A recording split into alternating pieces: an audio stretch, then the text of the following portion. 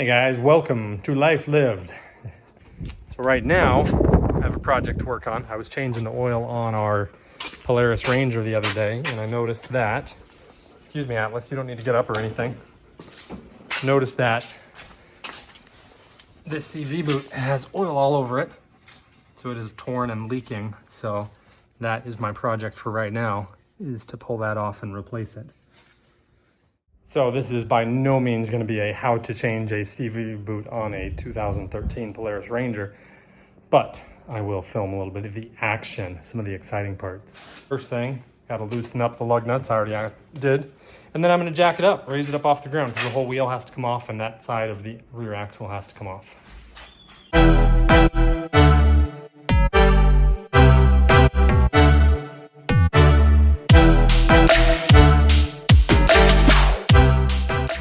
All right, so I got the axle pulled out and ready to take apart the CV boots to see what's going on in there.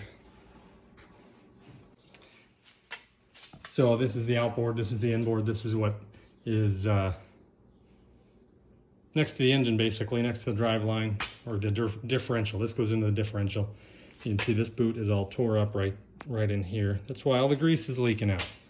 We don't want the grease to leak out or the whole joint will go bad. So that's why we need to replace it.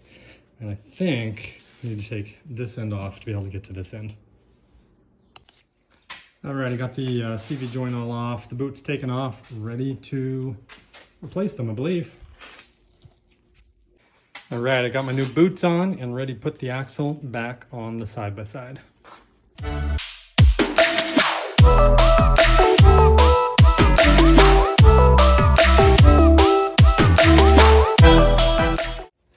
So I got that CV boot replaced. Right there, shiny new one, grungy old one. I went ahead and replaced both the inner and the outer CV boot since I had that part of the axle off. Wheels all back together, should work. Haven't taken it for a test drive yet though. But now I have wanted to come up with a mount for this spare tire.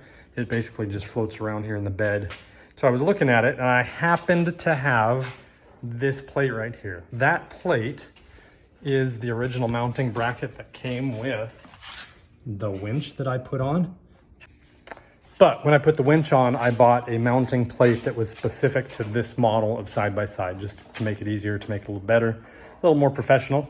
So I have this mounting plate left. And I discovered that the holes in it were the exact size of between the lug nut holes on this spare tire. So I just put some bolts through there. And let me change the camera around. So the side-by-side has these holes in the bed, and I just happen to have this piece of steel pipe that just fits in there perfectly. So what I'm going to try to do is cut off two pieces that are just like that, just that size, and weld them to the corners of that plate, so it would just drop in like that, and then the spare tire would mount up to the side. So that's the plan. We'll see how it works. All right, I got my pipe all cleaned up, got the paint ground off of this, so ready to see if I can start tacking it. Like I've said before, I'm a horrible welder, so we'll see how it turns out.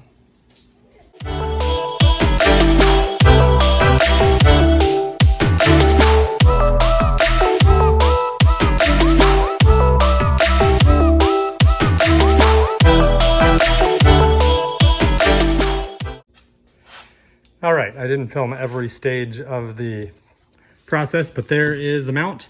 The two legs go down into these holes that are right here and right here, and then the tire mounts to it. So that is much cleaner than just having the tire laying in the bed. So I like that a little better. Turned out pretty good, despite my horrible welding and the fact that I didn't wait for the paint to dry completely. But works pretty good. Not bad for her free. All I had to buy was these bolts, because I had this mounting plate and I had some steel pipe that I used for the legs. Not too bad. Good morning and welcome to Life Lived. Got a little bit of a project going on here. Actually, it's a pretty big project. I'm just starting today. It'll probably, I don't know how long it'll take really. I've got today and tomorrow before I go back to work, so I'm gonna get as much as I can done. We have wanted to make a sidewalk that connects from our back porch over here to our front porch over there. So that's what I'm working on. Right now I'm just working on filling it in a little bit because the ground level is a little too low, and we want the sidewalk to go level from there to the front porch. So I've already filled in right here and over there, and now I just need to fill in a strip here to raise the level of the ground up a bit.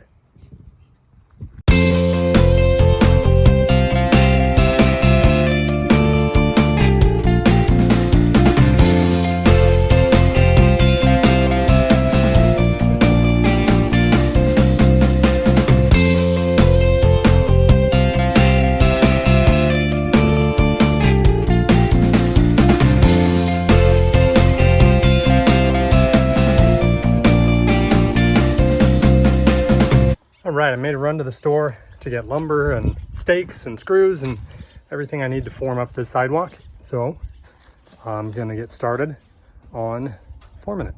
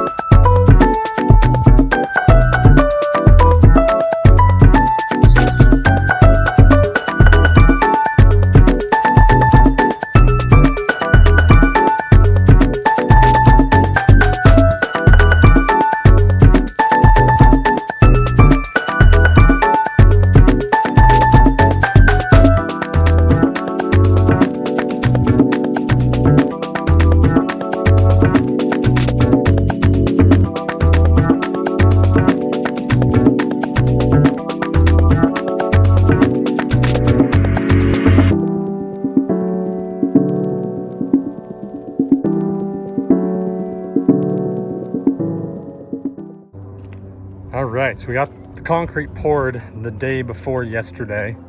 It turned out pretty good, not perfect, but not bad. This is the biggest concrete job I've ever done all by myself. So I didn't do it by myself. I had a couple friends come help. But I mean, as far as finishing and everything, I've always had somebody come to finish. So turned out okay, but there are some imperfections, some details, things like that. Well, the concrete was curing so fast we didn't have time to put the control grooves in it to keep it from cracking all over the place, so had to borrow a saw, and I'm cutting the grooves in. So that is what I'm doing right now.